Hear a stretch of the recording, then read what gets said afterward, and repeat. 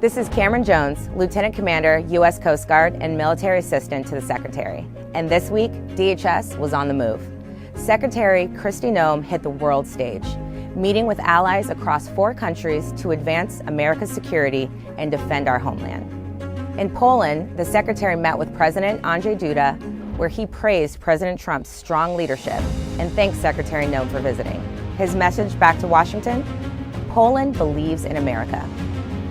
Secretary Noem also addressed the Conservative Political Action Conference in Poland, where she promised to continue fighting to secure our border and keep Americans safe. In Israel, President Trump asked Secretary Noem to meet with Israeli Prime Minister Netanyahu. During their candid conversation, she reiterated the administration's desire to bring peace to the region and for Iran to never obtain or develop nuclear weapons.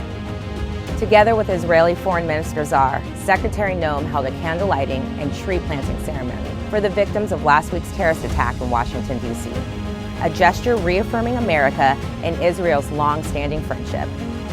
On Memorial Day, Secretary Noem joined the men and women of U.S. Coast Guard Patrol Forces Southwest Asia.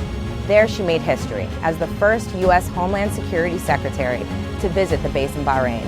Home to 6 cutters and over 200 coasties that protect our Navy and shipping industries, she met with Coast Guard personnel to outline President Trump's commitment to transform the Coast Guard into the world's finest maritime force through Force Design 2028.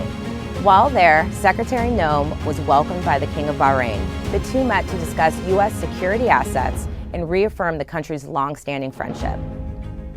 And in Italy, Secretary Noem met with Minister of the Interior, Matteo Piantedosi, to discuss the United States and Italy's shared commitment to fighting transnational crime, human trafficking, and smuggling networks.